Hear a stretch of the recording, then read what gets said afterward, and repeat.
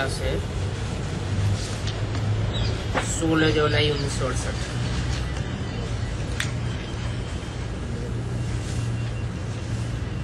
कचहरी करना अच्छा है। कचहरी करने में बच्चों का ही फायदा है। इन बच्चों में जो अवगुण होंगे वो आस्ते आस्ते निकलते जाएंगे,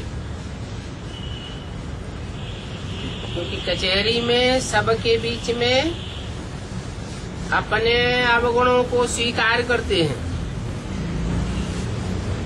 बच्चों को सर्वगुण संपन्न बनना है, अवगुण अच्छा नहीं लगता है, दिल को भाता नहीं है। जिनमें अवगुण होते हैं वो दिल पर चढ़ते नहीं हैं। कोई के ऊपर कुदृष्टि भी नहीं रखनी। अंधों के स्कूल में भाषण करने गए थे, बाबा समझाते हैं आंखें ही नहीं है, क्योंकि आंखें ही हैं जो बड़ा धोखा देती हैं। सूरदास की कहानी भी इस समय की है। गुस्से में आए कहते हैं इससे तो आंखें न होती तो अच्छा था।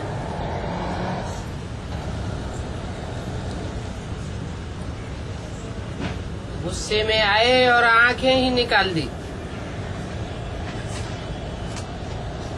क्योंकि ये आंखें बड़ा नुकसान देती हैं।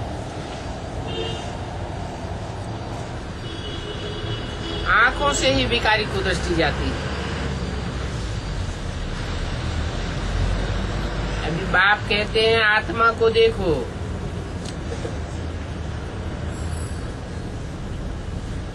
शरीर को न देखो।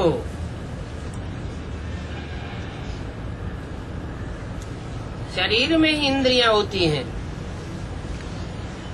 आंखें भी इंद्रियां हैं। फिर भी इतना समझाते हैं, कुछ न कुछ नुकसान कर देते हैं।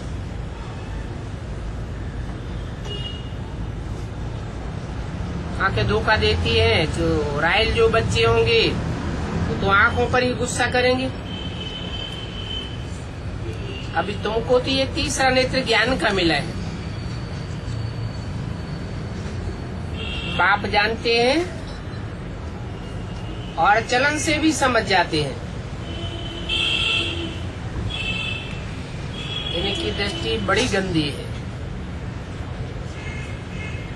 तो जरूर पद भ्रष्ट कर देंगे और इनका बहुत समय का घाटा पड़ जाएगा। इस समय पता नहीं पड़ता है, माया के वशीभूत होकर के हार खा लेते हैं।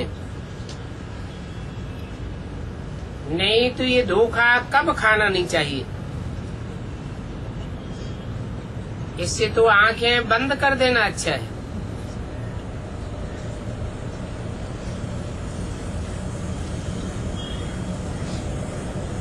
धृतराष्ट्र ने कहते आंखें बंद कर ली, उनकी तो आंखें बंद ही थी। उनको अंधे की औलाद अंधा कहा गया, क्योंकि अंध श्रद्धालु है। यहाँ तो बाप कहते हैं पवित्र बनना है, वो दृष्टि जानी ही नहीं चाहिए। बहुतों में कुदृष्टि है, बाप जानते हैं। ब्राह्मणियों में बहुतों की कुदृष्टि जाती है, वो क्या पद पावेंगे। जन्म जन्मांतर का उनका पद भ्रष्ट हो जाता है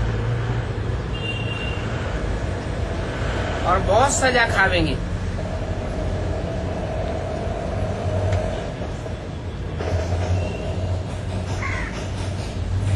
बाबा तो सभी बातों का अनुभवी। इस समय वास्तव में ये जो आंखें हैं उनकी बड़ी खबरदारी रखनी। सबसे जास्ती बच्चे इसी भूल में गिरते हैं। खुद भी समझते हैं हम दृष्टि से कितना खराब होते हैं। एक दो में खराब होते हैं ना, लाभ बहुत कड़ा है। शिव बाबा को भाकी पहनने के बाद फिर और किसी को भाकी पहन न सके।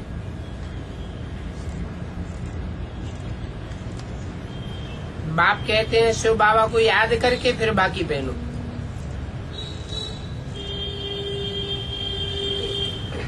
इसलिए पूछते हैं किसकी गोद में आए हो, ब्रह्मा बाबा की गोद में आए हो या शिव बाबा की गोद में आए हो। अगर शिव बाबा याद नहीं है तो व्यभिचारी कहा जाता है, उन पर पाप पड़ता है। बाबा जानते हैं जन्म जन्मांतर के छीछी बच्चे हैं, ज्ञान में चलते चलते शादी कर लेते हैं तो कितना दंड पड़ जाता है। ढेर गिरते पड़ते रहे।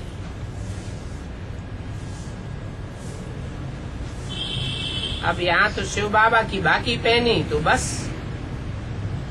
फिर मेरा तो एक शिव बाबा दूसरा न कोई। पक्का रहना चाहिए। भाई बहन से भी कुदृष्टि जाती है, इसलिए कहा जाता है भाई भाई को देखो और आत्मा आत्मा भाई भाई को देखना, ये बहुत भारी मंजिल है, बड़ी मेहनत है। मेहनत करते करते पिछाड़ी में वो अवस्था आ सकती है। कौन सी? आत्मा आत्मा भाई भाई। विश्व का मालिक बनना भी कम बात है क्या? भगवान कहते हैं मैं विश्व का मालिक नहीं बनता हूँ, मैं तो तुमको बनाता हूँ। और ये मंजिल बड़ी ऊंची है, सारा देह अभिमान तोड़ना है। देखने में तो बहुत सहज है, कह देते हैं सेकंड में जीवन मुक्ति, सेकंड में नर से नारायण विश्व का मालिक बन सकते हो। सिर्फ अपन को आत्मा समझो। बाप को बाकी पहने फिर किसके शरीर को भी बाकी नहीं पहन सकते, नहीं तो कड़ा दंड पड़ जाता है। बाप फिर भी ये समझा नहीं देते हैं और कल्प कल्प देते रहेंगे और कब भी किसी के मुख से ऐसे नहीं सुनेंगे। अभी जो तुमको सिखाता हूँ वो कल्प कल्प सिखाता रहूंगा। बाप कितना समझाते हैं फिर माया नाक से पकड़ लेती है, क्योंकि बाप की श्रीमत पर नहीं चलते हैं। अभी भारत बहुत बहुत गंदा बन पड़ा है। गुरुओं से गंदा होना, बाप से बच्चियों का गंदा होना। बाबा के पास तो सभी मिसाल आते रहते हैं, लिखत में लिख करके भी देते हैं। तब बाप कहते हैं देखते हुए भी न देखो। बच्चों को अपनी बहुत संभाल रखनी है। अहम ऑब्जेक्ट तो सामने खड़ा है, संगम युग पर ही बाप बैठे ऐसी बातें सुनाते हैं। ऐसे भी नहीं कि कोई जल्दी से बन जावेंगे। हाँ, ऊंच पद तो पाना है और वो पद फिर कल्प कल्प पाते रहेंगे। इसके लिए बहुत मेहनत चाहिए। बहुतों के अंदर में शैतानी रहती है, सच्चाई नहीं रहती है।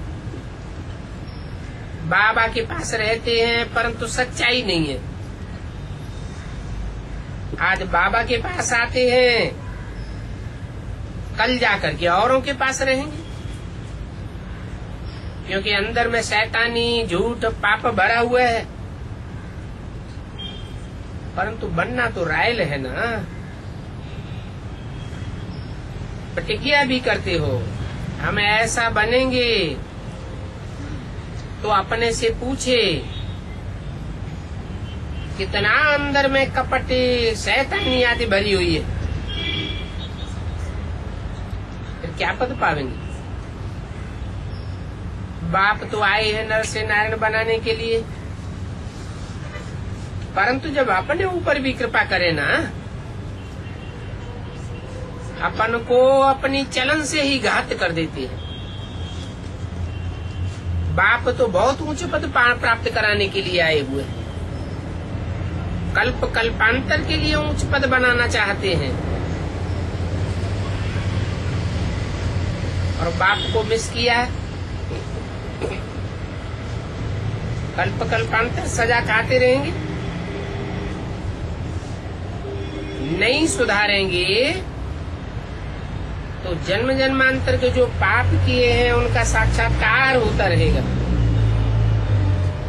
साक्षात्कार करते रहेंगे, सजा खाते रहेंगे। 21 जन्म का दुख पहले से ही पाए लेंगे। सुख जैसे खत्म हो जाता है। बहुत खबरदार रहना है। बाप भगवान उनका राइट हैंड है धर्मराज,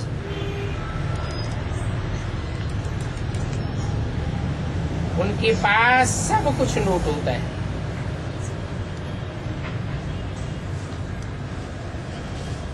बच्चों को बाबा बार बार कहते हैं कुदृष्टि मत रखो। 16/7/68 की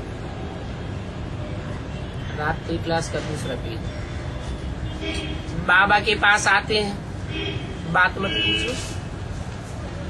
यहाँ समझते भी हैं और घर जाते हैं फिर वही गंदी कुदृष्टि। इसलिए बाबा कहते हैं बाबा को बाकी पहन, दूसरे की बाकी पहनी तो बहुत बारी पाप चढ़ जाता है। इससे तो बाबा को बाकी न पहने वो अच्छा।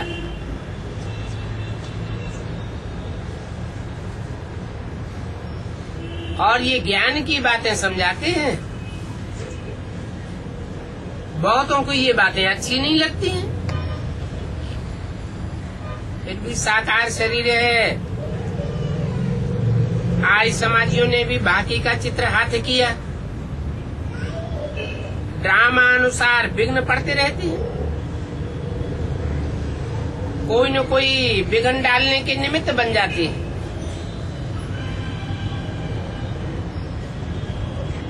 तुम्हारा सामना आर्य समाजी ही करते हैं और दूसरे धर्म वाले नहीं करते हैं। ये आर्य समाजी बहुत कट्टर है।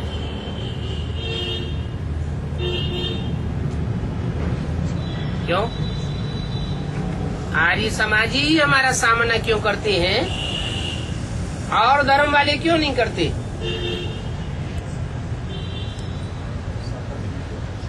है?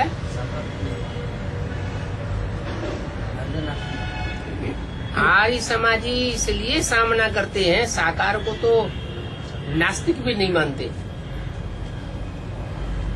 लेकिन वो तो सामना नहीं करते।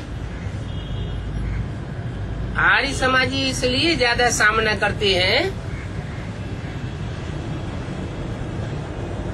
कि वो किसी धर्म में टिक करके नहीं रह पाए। देवी देवता सनातन धर्म की वो कच्ची ते कच्ची आत्माएं हैं जो सभी धर्मों में कन्वर्ट होती रहती हैं। इस्लाम धर्म आया, उसमें कन्वर्ट हो गई। फिर विश्वास उखड़ पड़ा। बौद्ध धर्म आया, उसमें कन्वर्ट हो गई, फिर विश्वास उखड़ पड़ा।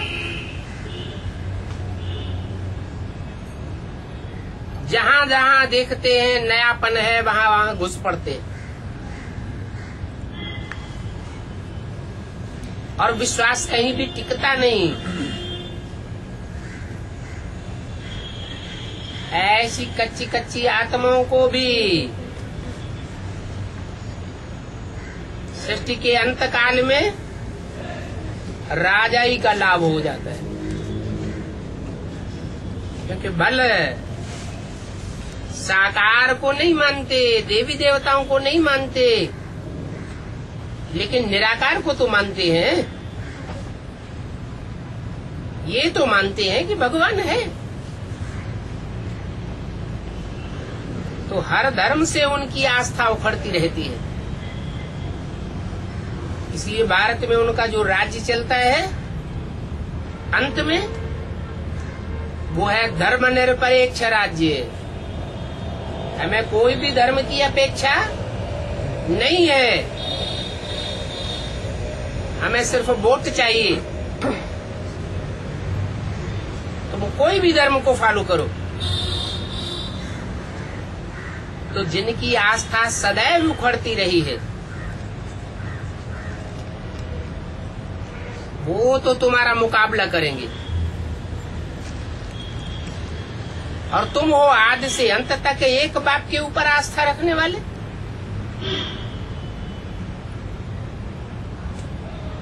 तो भारी विरोध हो जाता है। और ये आर्य समाजी हैं भी कल के।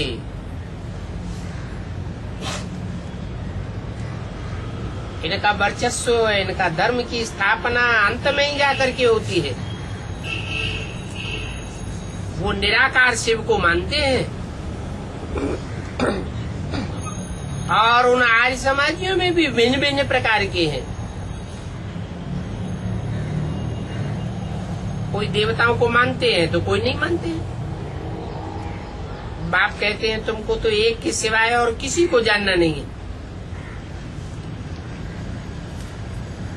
जानना भी नहीं है, पहचानना भी नहीं है, मानना भी नहीं है।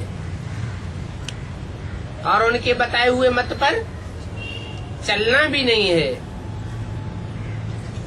जैसे तुम बच्चे हो, वैसे बाप भी बिंदी है, परंतु उसमें सदा काल का ज्ञान है। तुम जन्म मरण के चक्कर में आते रहते हो, इसलिए ज्ञान उड़ जाता है। और सुप्रीम सोल बाप जन्म मरण के चक्र में नहीं आता, इसलिए सदैव ज्ञानी है, सदा शिव कहा जाता है। तुम्हारे में ज्ञान नहीं रहता। आत्मा तो एक ही जैसी है। तो कहे तुम्हारी आत्मा पतित बनती है, बाप तो एवर प्योर है। आत्मा में ताकत कम हो जाती है, प्योरिटी कम हो जाती है, तो ज्ञान भी नहीं रहता। ताकत कम है और सर्वशक्तिवान तो बाप को ही कहा जाता है, क्योंकि बाप सतो प्रधान है, वो ज्ञान का सागर है। और नॉलेज से भी तुम भी बनते हो। नॉलेज आती है तो पवित्रता भी आती है। तो दो बातें हैं मुख्य, नॉलेज और पवित्रता। इसलिए खबरदार रहते रहो।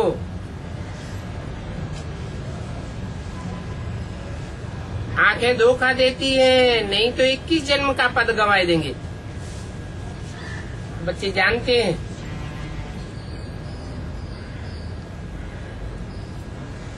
कि बाप सिर्फ कहते हैं मैं हर 5000 वर्ष बाद आता हूँ।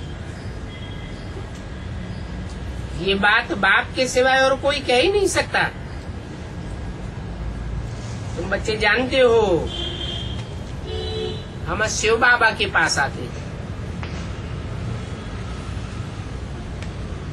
ब्रह्मा भी देवता कहा जाता है, कहते भी हैं प्रजापिता ब्रह्मा। और ये भी 84 जन्म लेंगे। इनको पावन देवता भी कहते हैं, फिर इनको पतित भी कहते हैं। पावन कब कहते हैं? ब्राह्मण संपूर्ण बनते हैं तो पावन है, अधूरा पुरुषार्थ है तो पतित है। ऐसे ही ब्रह्मा भी जब संपूर्ण बनता है तो पावन है, देवता है। पतित बनते हैं तो दाढ़ी मूछें दिखाई जाती है। देवता बन करके फिर नीचे उतरते हैं। तुम ब्राह्मण पावन भी बनेंगे, फिर पतित भी बनेंगे। तो अभी सयाने बनो, अपने ऊपर रहम करो, कुदृष्टि छोड़ दो। भारत में कुदृष्टि बहुत है, सतयुग में कुदृष्टि होती नहीं है। अगर इस कुदृष्टि को नहीं सुधारेंगे तो मुफ्त में बहुत कड़ी सजा के भागीदार बने, बहुत पछतावेंगे। तुमको पिछाड़ी में साक्षात्कार होने हैं, इसलिए अपने पर रहम करो।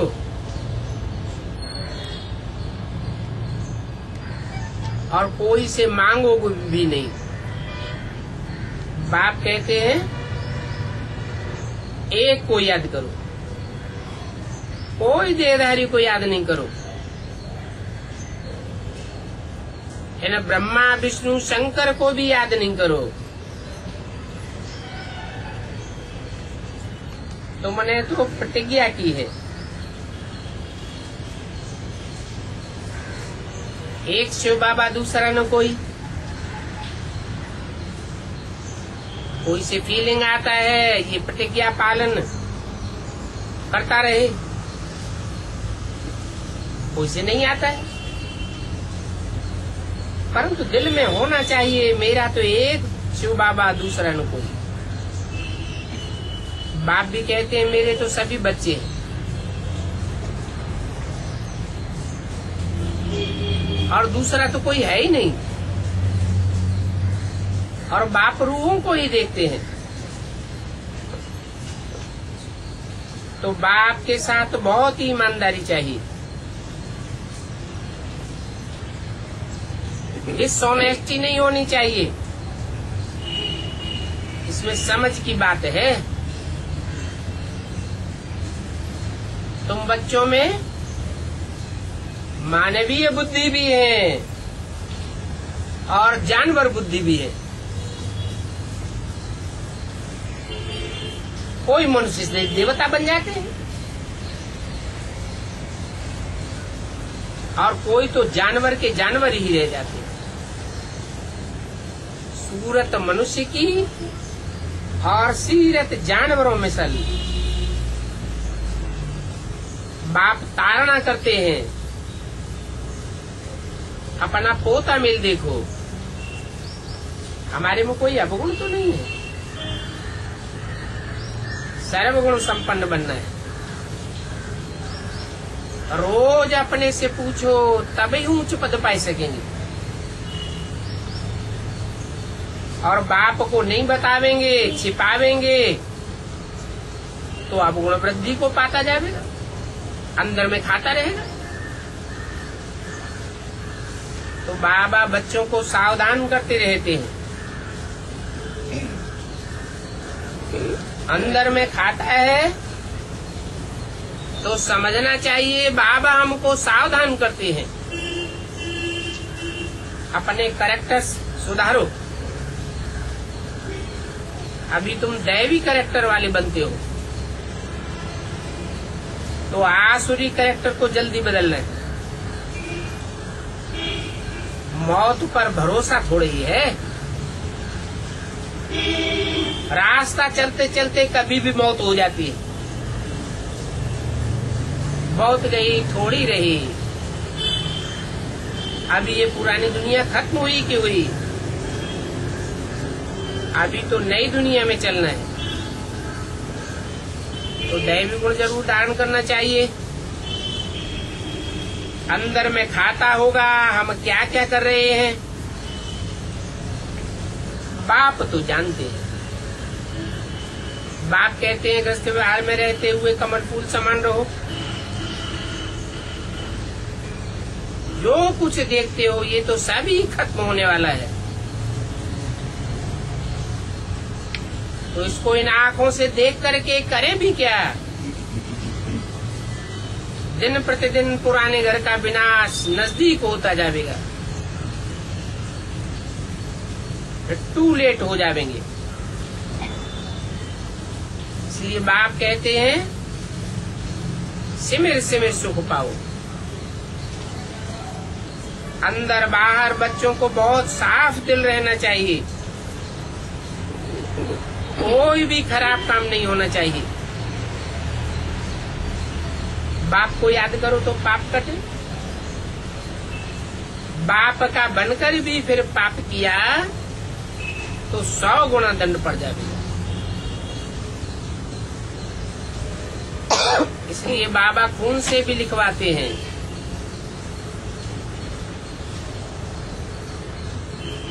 कहते हैं तकदीर बनाओ तो इन्हें लक्ष्मी नारायण जैसी बनाओ। हमको इन जैसा सर्वगुण संपन्न 16 कला संपूर्ण बनना है, और अवगुण तो निकालने पड़े। नहीं निकालेंगे तो भी विनाश सामने खड़ा है। यह हमारे और पद भी भ्रष्ट हो जाएगा। नहीं सुधरते हैं, चाट नहीं रखते हैं तो खलास हो जाएंगे। और सिर्फ याद का ही चाट नहीं, सर्वगुण संपन्न भी तो बनना है ना।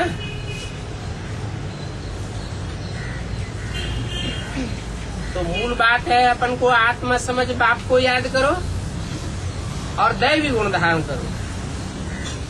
अच्छा, मीठी मीठी सीखी दे बच्चों को रूहानी बाप दादा का याद प्यार गुड नाइट। रूहानी बच्चों को रूहानी बाप का नमस्कार।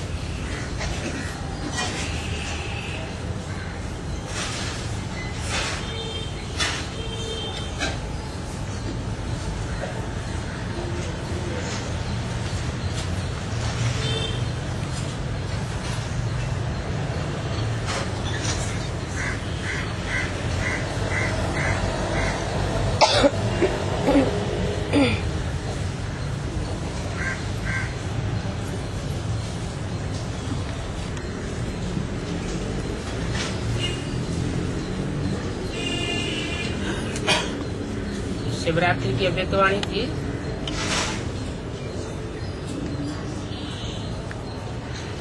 बाईस फरवरी 2009 7वें पेज के मध्यांत में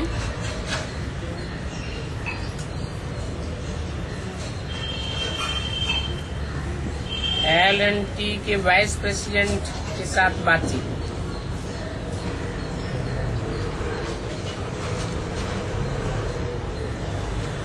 बाप दादा ने देखा कि आपने जो संकल्प किया उसको पूर्ण करने की हिम्मत अच्छी रखी,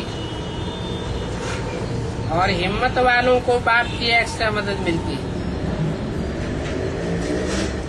हिम्मत रखी ना तो हो गया। अभी हर बात में हिम्मत है, कभी हिम्मत नहीं हारो। क्या करें कैसे करें, नहीं, करना ही है।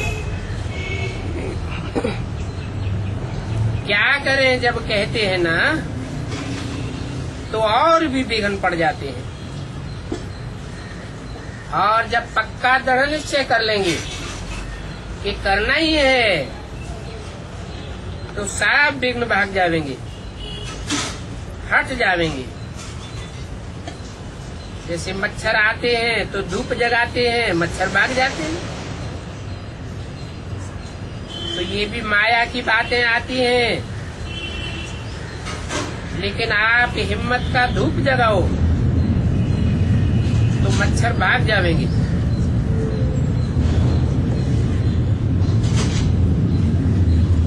ये आपके परिवार में हिम्मत वाली है और सहयोग का पात्र बनी, तो मदद आपकी, हिम्मत इसकी। बाप दादा समझते हैं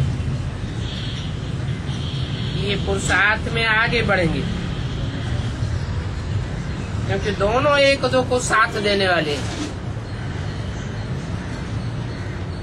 इस विशेषता ने यहाँ तक आपको पहुँचाया है। अच्छा,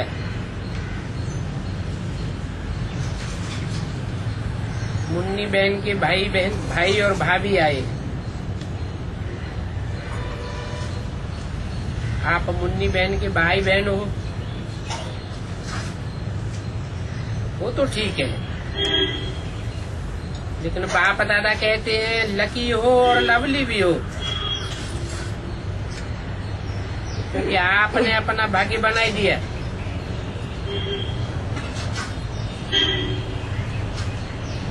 उनके बच्चे को देखकर देखो इसकी कितनी अच्छी शक्ल है।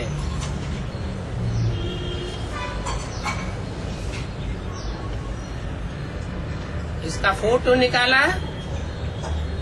ऐसे ही रखना। अच्छा किया।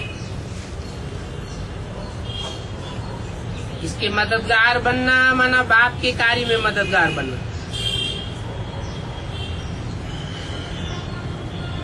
22 फरवरी 2009 की अव्यक्तवाणी का 8वां पेज। यज्ञ सेवा कितना पुण्य है, कितनों का पुण्य होता है, तो आप बहुत लगी। अच्छा, डॉक्टर अशोक मेहता से बाप दादा ने देखा हॉस्पिटल में भी चक्कर लगाने आते हैं कि हिम्मत आप निमित्त वालों की हिम्मत अच्छी है, इसलिए आपको ऑफर आती है। जो हिम्मत वाले बच्चे बनते हैं उन्हों को मदद ऑटोमेटिकली मिल जाती है। तो आपको ऑफर आती है, ये हिम्मत की निशानी है। अच्छा है।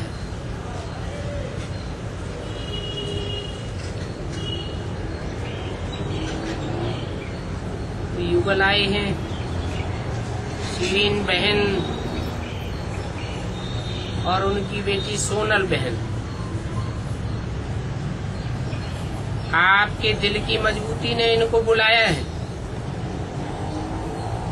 और चलाया है। आप निमित्त बनी हो, परिवार को चलाया।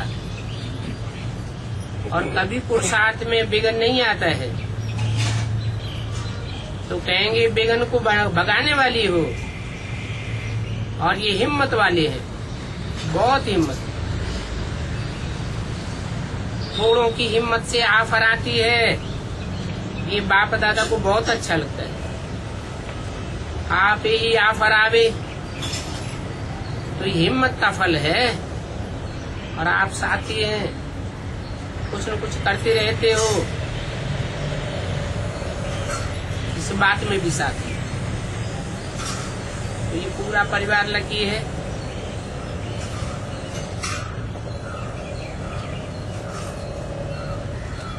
दादी गुलजार की सेवा में जो बहनें निमित्त रही उनको बाप दादा ने स्टेज पर बुलाया। इन्होंने भी रात रात भर जाग करके सेवा की। इन सबको मुबारक। रथ को तैयार किया, ये बहुत अच्छा किया। गुप्त भी हो, अभी थोड़ा प्रत्यक्ष हो जाओ।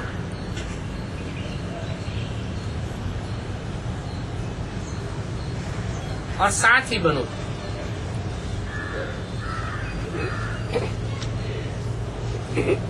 तो बाप दादा ने अपने हाथों से ध्वज फहराया। आज के जन्मदिन की मुबारक तो बाप दादा ने दे ही दी है, और ये झंडा सदा ऊंचा बना रहे और सब आत्माओं के दिल में लहरावे। यही आप सबके दिल का संकल्प है, और यही संदेश सभी तरफ देते हो कि अभी बाप आया, और वर्षा लेने के लिए बाप के पास आप आ जाओ।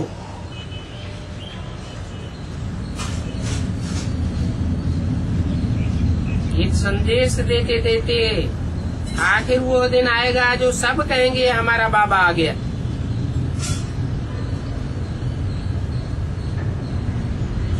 वर्षा देने के लिए आ गया, और आप सभी को अपने हिम्मत की दृष्टि द्वारा मुक्ति का वर्षा दिलाएंगे।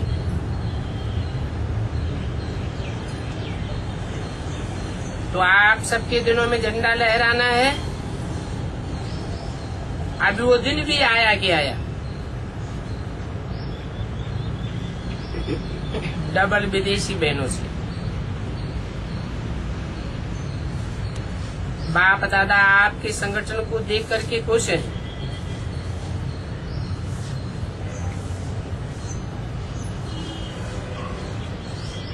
उन्होंने कहा डॉक्टर निर्मला दीदी को ज्ञान सरोवर में मनोहर दादी के स्थान पर स्थायी रूप से नियुक्त किया गया है।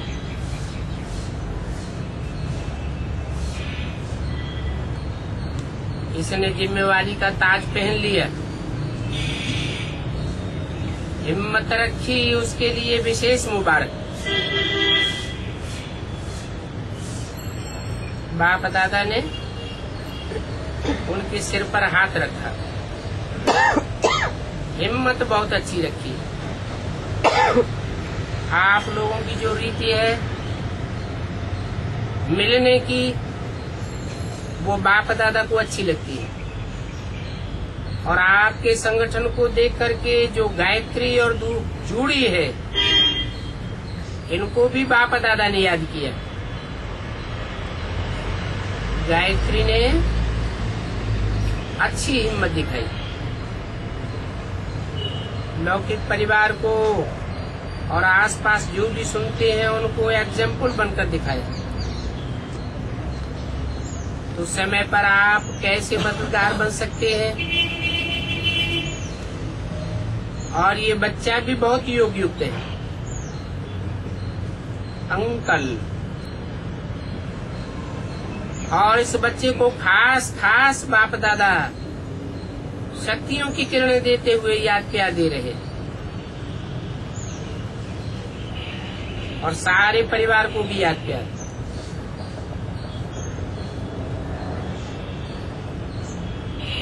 उन्होंने कहा पहली बार ये शिव जयंती पर नहीं है, इसलिए तो बाप दादा ने इनको याद किया। अभी मीटिंग का रूप बदलता जा रहा है, ये भी अच्छे से अच्छा हो रहा है, क्योंकि इंडिया वाले भी मिक्स हो रहे हैं। ये बहुत अच्छा है। आप लोगों ने हिम्मत रखी तो मददगार हो रहे हैं और होते रहेंगे। ये चलाते चलो। बाप दादा खास जो निमित्त बने हैं उनको मुबारक दे रहे हैं। बढ़ते रहो और बढ़ते ही रहेंगे। उन्होंने बोला लंदन के महेश भाई ने खास याद दिया है। समय समय पर डायरेक्शन प्रमाण जो सफल करता है उसको सफलता मिलती जरूर है।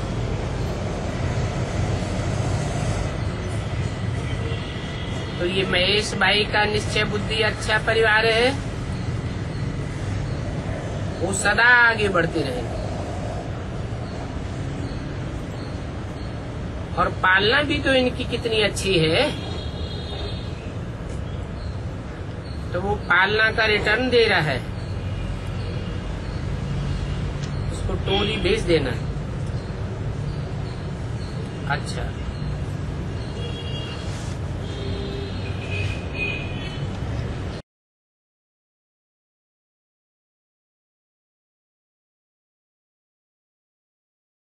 मनमोहिनी दीदी कहती है कि बाबा तो रिजल्ट आज ही दे दे, लेकिन रिजल्ट सुन सकोगी क्या? कौन सा रिजल्ट? बच्चों के तैयार होने का रिजल्ट बाप दादा तो आज भी दे दे कि कौन कौन पास में आनर होने वाले, आज की लिस्ट में पहली माला में प्रत्यक्ष होने वाले हैं। और वो रिजल्ट आज अगर दे दे तो सुनकर के होल डाल तो नहीं हो जाएगा, घबराहट तो पैदा नहीं हो जाएगी, या हाथ फेल तो नहीं होने लगेंगे? सुन सकोगी? किसने कहा? है मनमोहिनी दीदी ने कहा। मनमोहिनी दीदी ने कहा कि रिजल्ट तो आज भी दे दे बाप दादा, लेकिन जो रिजल्ट आज देंगे वो तुम सुन सकोगी? इतनी सहन शक्ति धारण की है, या सुनते ही हाथ फेल हो जाएगा?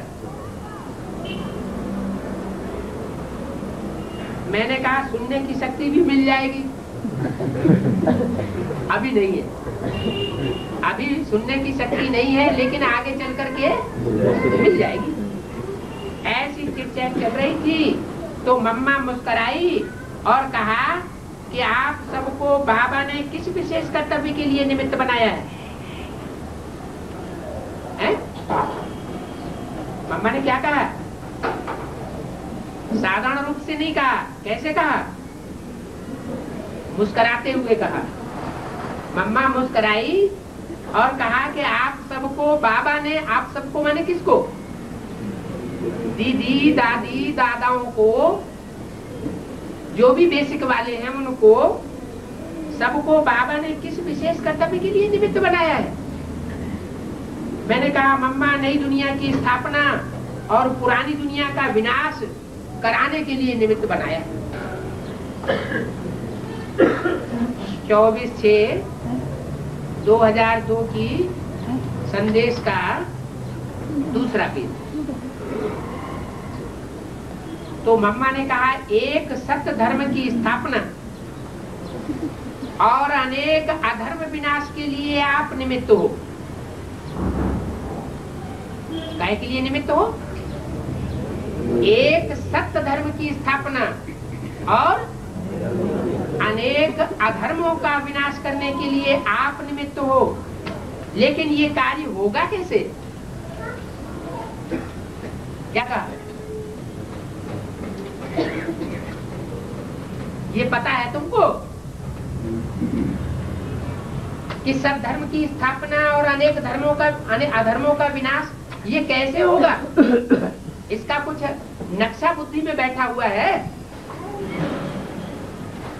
जब तक आप सभी एक मत, एक रस, एकता के सूत्र में बंधे हुए नहीं होंगे, तब तक, बंगलौर वाले ध्यान से सुन लो, चाहे निमित्त हो और चाहे गैर निमित्त हो, क्या कहा? एक मत होगी, एक धर्म होगा, एक ही जैसी धारणा होगी, एक जैसी सबकी भाषा होगी, भाषा में भी कोई टकराव न हो।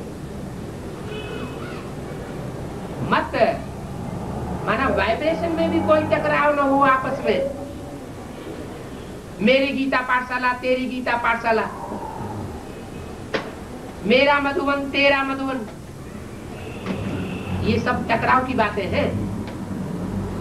इसलिए बोला जब तक आप सभी एक मत, एक रस, एकता के सूत्र में बंधे हुए नहीं होंगे, तब तक एक सत्य धर्म की स्थापना कैसे होगी? माना जो ग्रुप्स या जो भी आत्माएं इस तरह की अनेकता में बंधी हुई दिखाई देंगी, लड़ाई झगड़े में अटी हुई दिखाई पड़ेंगी, वो सद्धर्म की स्थापना के निमित्त नहीं बन पाएंगे, न खुद बन पाएंगे और न अपने संगी साथियों को बना पाएंगे। कौन सा ग्रुप होगा? कौन सा ग्रुप होगा? इसका उल्टा कर दो। हम ब्राह्मण परिवार में से ही वो ग्रुप निकलेगा जो एक के रस में रसा हुआ हो, एक के मत में भिदा हुआ हो, एकता के सूत्र में बंधा हुआ हो,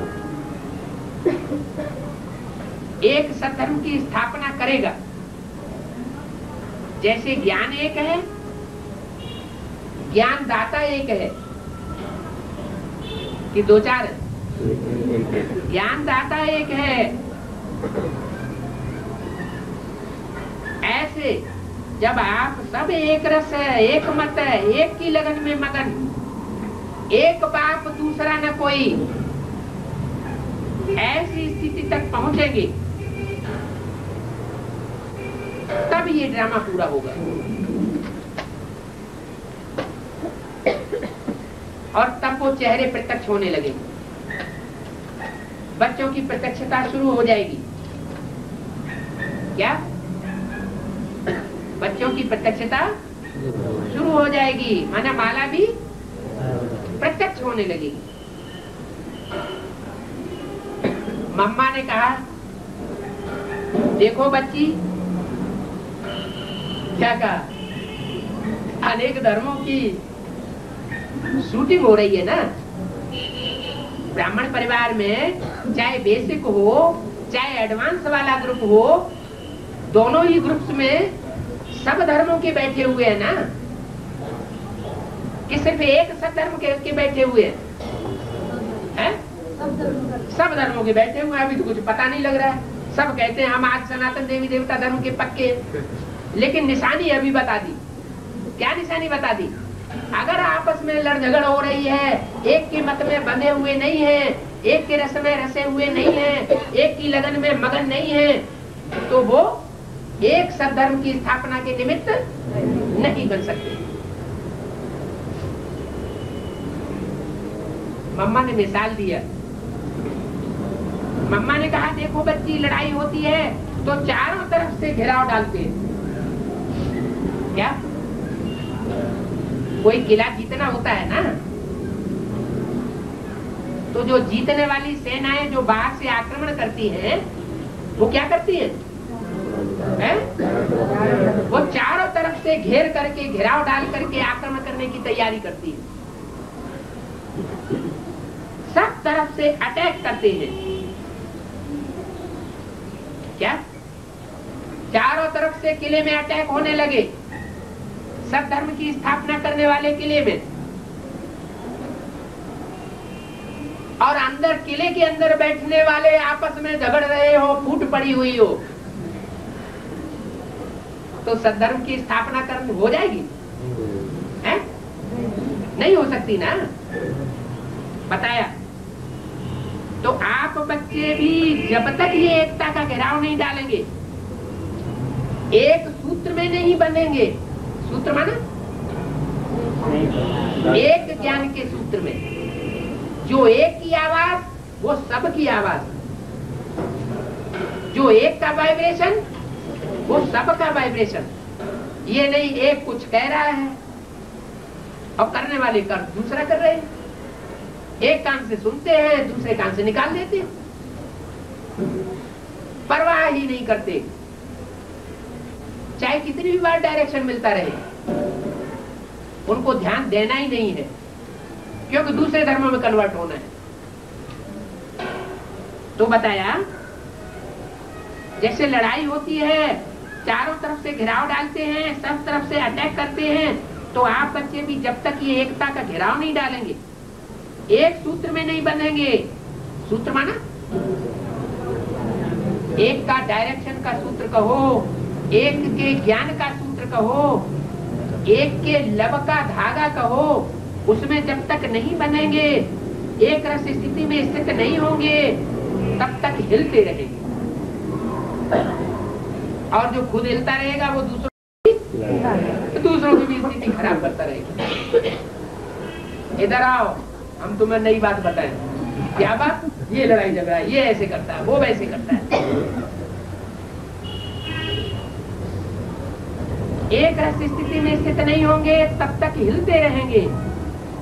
बाबा मुझे कभी कभी दिखाता भी है। किसने कहा? मम्मा ने। ये सब बातें कौन बोल रहा है?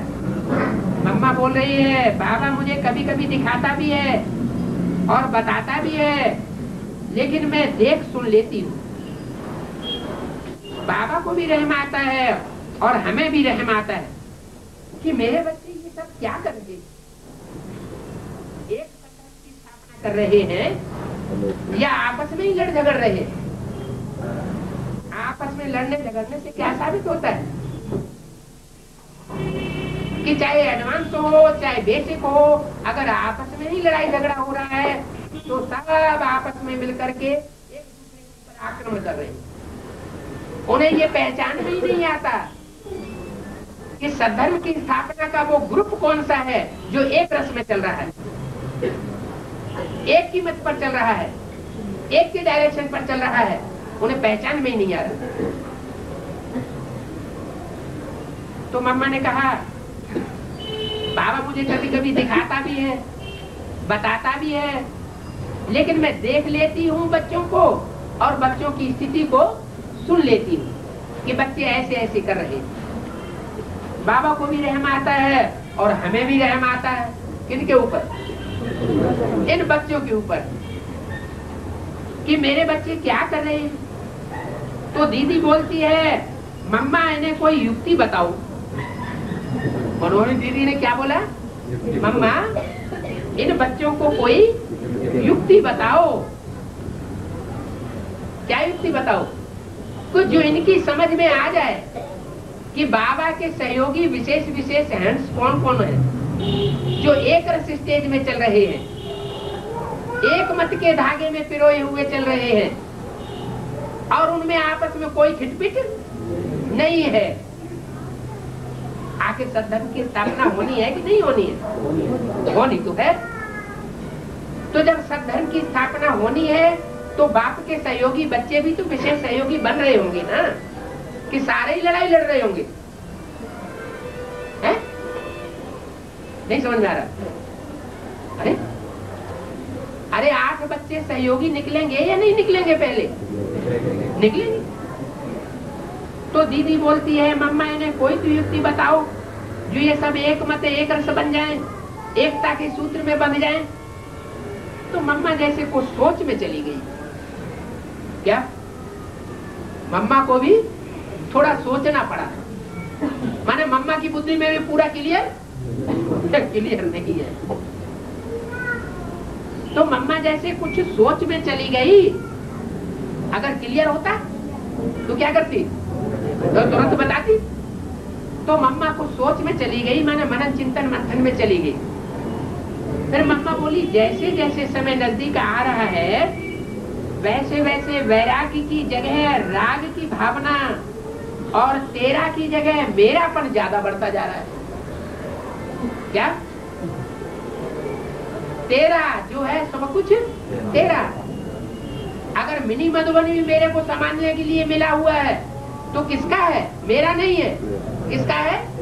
तेरा है। गीता पाठशाला भी जो माताओं को मिली हुई है वो मेरी नहीं है। किसकी है? तेरी है। तो जिसकी है उससे पूछ पूछ करके काम करना पड़े ना। कैसे करना पड़े? हर कदम कदम पर डायरेक्शन लेना पड़े ना, कि अपनी मनमानी जैसे चाहा वैसे कर लिया है? अगर अपनी मनमानी कर रहे हैं इसका मतलब अपने सीट जमा रहे हैं। जैसे उस गवर्नमेंट में सीट की लड़ाई हो रही है, वैसे इस ब्राह्मणों की दुनिया में भी सीट की लड़ाई हो गई। मम्मा बोली जैसे जैसे समय नजदीक आ रहा है वैसे वैसे वैरागी की जगह राग की भावना। क्या? ये जो भी कारोबार चल रहा है उसमें बुद्धि अटैच नहीं होनी चाहिए। क्या होनी चाहिए? ये सब बाबा का कारोबार है, मेरा इससे कोई लगाव नहीं। इस तन का भी कोई लगाव नहीं, धन का भी कोई लगाव नहीं, और मन के संकल्पों का भी कोई ऐसा लगाव नहीं। मेरा तो लगाव ये है बाप प्रत्यक्ष हो जाए और मैं आत्मा संसार के सामने श्रेष्ठ पाठधारी के रूप में प्रत्यक्ष हो जाऊं, बस। तो मम्मा बोली नजदीक जैसे जैसे समय आ रहा है वैसे वैसे वैरागी की जगह राग की भावना, तेरा की जगह मेरापन ज्यादा बढ़ता जा रहा है।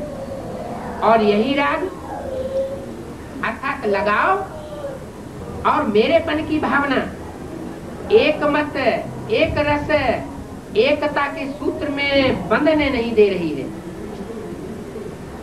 क्या नहीं बंधने दे रहा है? जो मेरेपन का लगाव है, वैराग की जगह जो राग का भाव आ गया, वो कार्य पूरा नहीं होने दे रहा है। इतना बोलकर मम्मा चुप हो गई और जैसे सन्नाटा छा गया। सब जैसे उसी लहर में चले गए। इतने में ऐसे लगा जैसे सामने बाबा आ रहे। बाबा आकर के बोले माँ बच्चों की चिटचैट पूरी हो गई? बाबा ने पूछा। तो मम्मा के साथ पिकनिक करेंगे। बाबा ने जब पूछा तो सब बाबा को देखने लगे। बाबा ने कहा आज तो बाबा ने सब बच्चों को वतन में बुलाया है। तो सभी बाबा मम्मा के साथ पिकनिक करेंगे। कहाँ? वतन में जाकर, एडवांस पार्टी के साथ जाकर के पिकनिक करेंगे। ऐसे कहते जैसे बाबा ने उस गंभीर वातावरण को जैसे बिल्कुल हल्का कर लिया। क्या पिकनिक होती है तो हल्कापन आ जाता है ना। तो बाबा ने कहा देखो आज मधुबन से क्या क्या आया है, कितने प्रकार का ब्रह्मा भोजन आया है, दादी का सबसे कितना प्यार है। तो सभी बाबा की तरफ प्यार से देखने मुस्कुराने लगे। फिर बाबा ने अपने हाथों से मम्मा को भोजन, ब्रह्मा भोजन खिलाया। फिर मम्मा बाबा ने सभी को अपने हाथों से खिलाया। फिर मैंने कहा देखो हम सभी एडवांस पार्टी को कितना याद करते हैं। ये किसने कहा? मोहिनी संदेशी ने कहा कि देखो हम सभी एडवांस पार्टी को कितना याद करते हैं। क्या ये बात सही है? हैं? सही है। एडवांस पार्टी भी याद करते हैं। शिव बाबा को याद करना बंद कर दिया है? हर समय एडवांस पार्टी बुद्धि में घूमती रहती है क्या? वो एडवांस पार्टी सूक्ष्म बदलवासी घूमती है या साकार षष्ठी में पार्ट बजाने वाली घूम रही है? किसकी बुद्धि में है? बेसिक वाली की जो बात लेकर के वतन में गई मनमोहनी संदेशी, उस संदेशी की बात हो रही है। मैंने कहा देखो हम सभी, उसने सबकी तरफ से, सब पीकेस की तरफ से ये बात बोली। उस संदेशी ने क्या बोली कि हम सभी एडवांस पार्टी को कितना याद करते हैं। एडवांस पार्टी को ही याद करते हैं कि एडवांस पार्टी का जो हेड है उसको भी याद करते हैं? किसको याद करते हैं? एडवांस पार्टी का हेड भी तो याद आता होगा ना, है?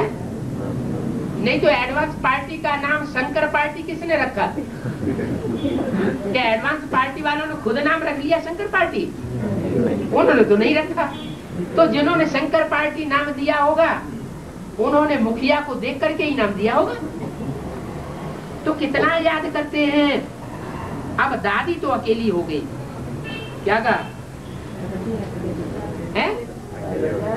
अब दादी तो अकेली हो गई है, कितने स्थान बन गए हैं, सब जगह अकेले ही नाचती रहती है।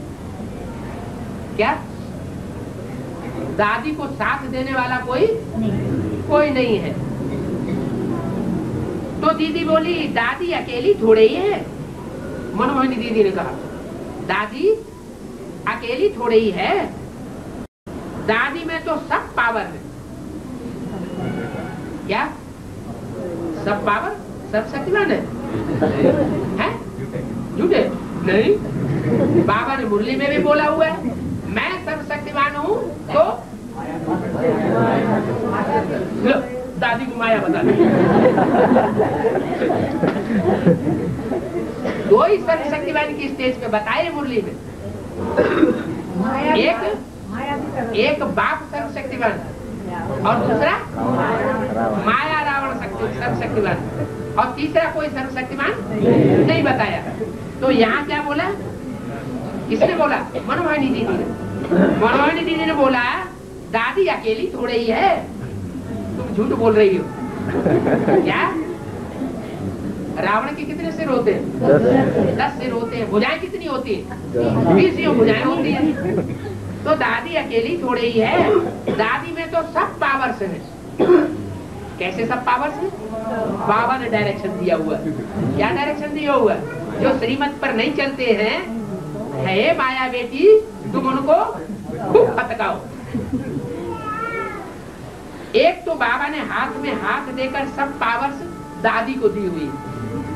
क्या दादी के बुद्धि रूपी हाथ में अपना बुद्धि रूपी हाथ सौंप करके बाप ने सारी पावर्स दादी को दी हुई है। दूसरा मेरा भी साथ है। क्या कहा? दादी के साथ है। मनमोहिनी दीदी पहले भी साकार में थी और अभी भी मनमोहिनी दीदी बोल रही मेरा भी उनको साथ है, क्योंकि मनमोहिनी दीदी जानती है कि चाहे बेसिक पार्टी वाले हों चाहे एडवांस पार्टी वाले हों, ठीक कोई नहीं चल रहा है। तो दीदी भी चाहती हैं कि माया बेटी सबको खूब फटकाए, इसलिए वो भी किसके साथ हो गई है? हाँ, दादी के साथ। दादी में इतनी पावर है जो एक दादी कितनों को संभाल रही है। कितनी पावर है? एक दादी कितनों को संभाल रही है। फिर भी दादी को 2 भुजाएं और भी है, दादी जानकी और दादी गुलजार। कितनी भुजाएं? 2 भुजाएं और भी हैं, एक जानकी दादी और दूसरी गुलजार दादी। गुलजार दादी में कौन आता है? एडवांस पार्टी में भी आता है क्या? है? एडवांस पार्टी की गुलजार में ब्रह्मा बाबा नहीं आता क्या? आता है कि नहीं आता है? आता है। नहीं तो बड़ी अम्मा कैसे होगी? है? आएगा तभी तो बड़ी अम्मा होगी ना।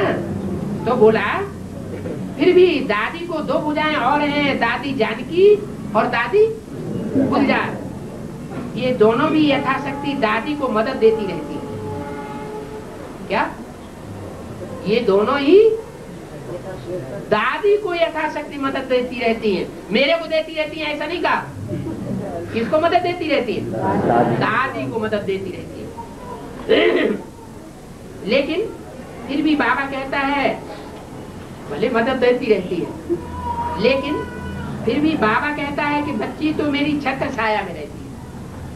कौन सी बच्ची है? अरे किसकी बात हो रही है? हाँ, बाबा कहता है कि बच्ची तो मेरी छत्र छाया में रहती है। जितना बच्ची मुझे याद करती है उससे जाती तो मैं बच्ची को याद करता हूँ और आफरीन देता हूँ कि शाबाश बच्ची, शाबाश, तुम इन बच्चों को और फटकाओ। रोज अमृत बेले इतने प्यार से इतनी शक्ति भरता हूँ जो सारा दिन कितना काम करती है। अकेले ही सब सेंटर्स में घूमती रहती है, नाचती रहती है, तो कितना काम करती है। तो ये मत सोचो कि दादी अकेली है। क्या अकेली नहीं है? कौन कौन साथी बताए? मनमोहनी दीदी भी साथ है, पहले भी साथ थी, अभी भी साथ है। और कौन साथ है? एडवांस पार्टी में भी जो मनमोहनी दीदी होगी वो भी साथ होगी।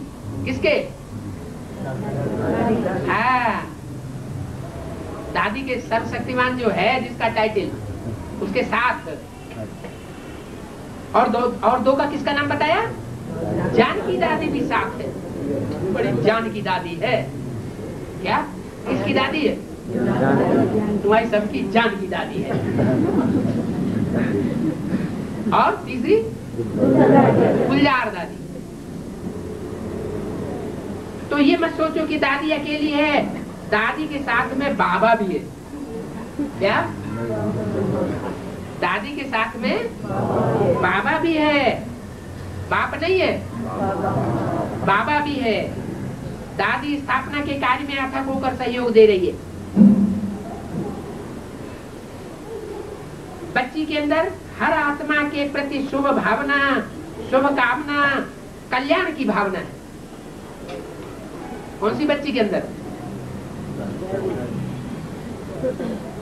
बच्ची के अंदर शुभ भावना भी है, कल्याण की भावना भी है।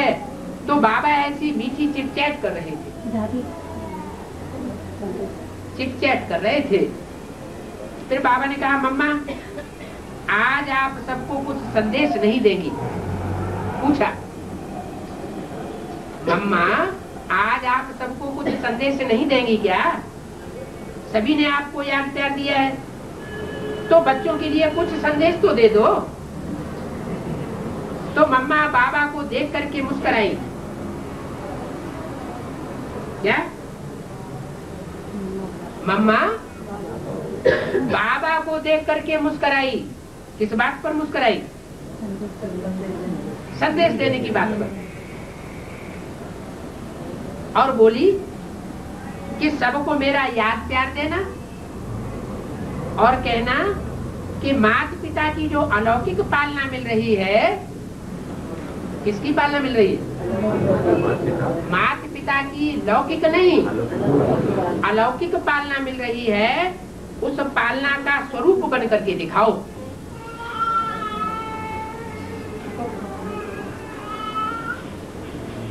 ये नहीं कि मम्मा सामने आ जाए, मम्मा दिखाई पड़े, मम्मा क्यों नहीं आती। क्या करो? जो भी पालना मिल रही है अलौकिक, अलौकिक पालना के लिए क्या सामने आने की दरकार है? वाइब्रेशन से पालना नहीं हो सकती? हो सकती है ना। तो ये स्वरूप बनना ही स्नेह की निशानी। बस इतना कह के मम्मा चुप हो गई। ओम शांति।